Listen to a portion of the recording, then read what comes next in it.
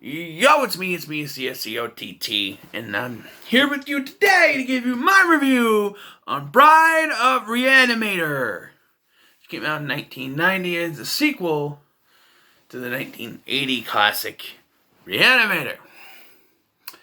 And while the last film ended on a cliffhanger that wasn't picked up here, I should say, well, the last film ended on a cliffhanger that set up for the next film. Here, we don't pick it up. It actually takes place 8 months after the events of the first film. And now, Herbert West and Dan Kane are now in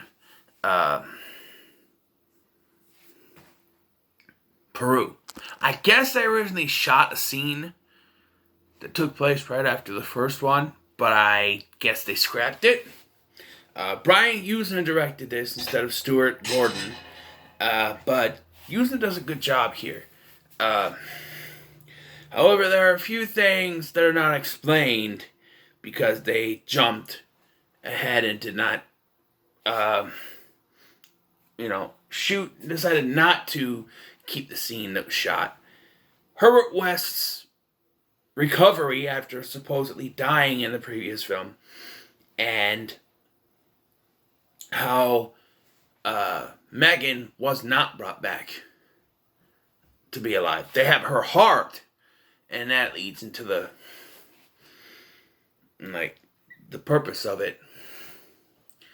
But other than that, there's nothing explained. And I found it really weird that while this is called Bride of Re-Animator, the idea of making the titular bride doesn't come in till 3/3 of the way through the film. Or 2/3 of the way into the film. In the last act, that's where they decide to put this person together. See, Herbert West's idea here is that because it worked so well with Dr. Hill in the first film, that he's going to try to reanimate certain parts of human anatomy. And so he starts Frankensteining stuff together, you know what I mean? He's got this one thing that's fingers and an eyeball that he does. And there's one that it kind of doesn't work, where he puts an arm and a leg together and it's kicked in the face. This one's a little more of a sort of horror comedy. It's a little more wacky than the first one.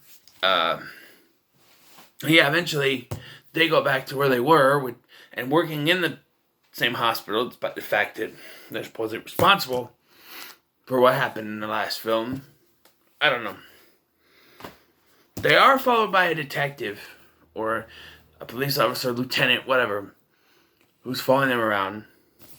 Also, Dan gets another love interest in Francesca, who is, in this film. I think maybe she's a little wasted because apparently Dan knows her from Peru. She shows up out of nowhere to ask him out for dinner, or he asks her out to dinner, and then she shows up at his place to make dinner. They had the sexy time, and then she freaks out once she finds out what's going on, because she goes down to the basement,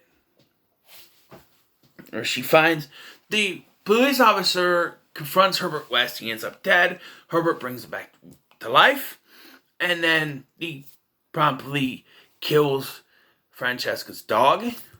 Why you would bring a dog on a date, I don't know. But anyway, and so Francesca freaks out. And so you think, oh, she's gone. But then she comes back just in time for the climax, which is wacky and literally batshit. We'll get to that. So somehow, I don't know if it's explained, but one of the doctors has a little bottle of the reagent. He brings Dr. Hill's head back to life. Now, for those of you who pay attention to the first film and are saying, wait a minute, Hill's head goes smoosh. It did. But when they found out they were doing a sequel, the actor who played, I think his name is Dan Gale or something like that, asked to be a part of the film. So they brought him back, even though his head go moosh, but he's in this one. Uh, the effects in this film are fantastic.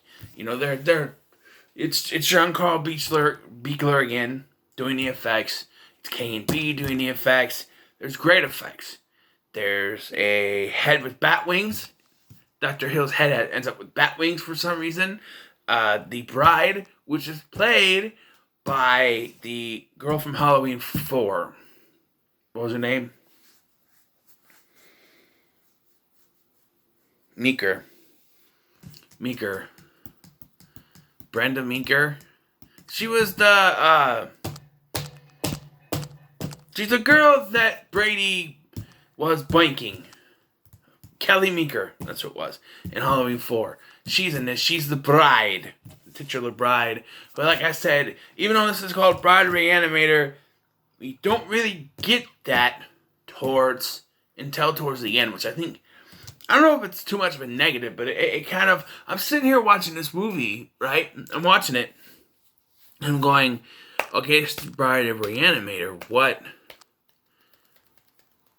When are we going to get into that? Because in Bride of Frankenstein, Dr. Pretorius right away has plans to make a female after finding the monster. So, you know, you just got Herbert West experimenting on body parts and shoving them in another area and trying to figure that out.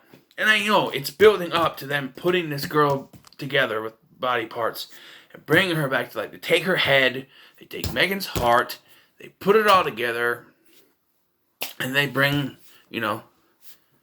back to life. And it's fantastic special effects, especially when she rips her own heart out and starts to fall to pieces, literally. It's fantastic. Absolutely fantastic. Guys, this film it's a very good film. I think the first one's a little bit better, but it goes batshit once you get towards the finale. You get, the bride, you get zombies everywhere, what do you call them? The reanimated coming back to life. You get Dr. Hill with bat wings attached to his freaking head.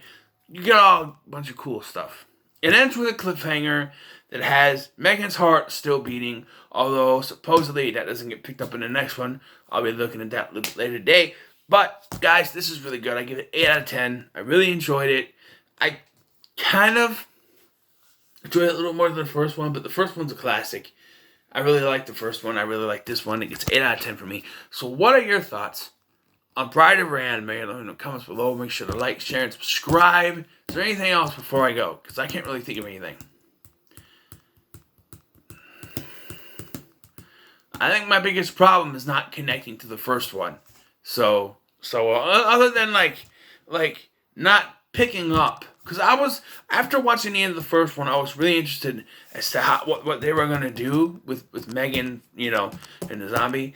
I guess her agent advised her not to be in this film, so she didn't be in this film. Maybe they would have done more with what they ended with, but. And I guess for when they did that scene that they ended up taking out, they recasted her role. So I don't know why they didn't see that scene in here. I don't know. But other than that, I don't really have big problems with this. It's very good. 8 out of 10. So what are your thoughts on Bride of Re-Animator? Leave in the comments below. Make sure to like, share, and subscribe. Thank you for watching. I've been Scotty. See you in the next one.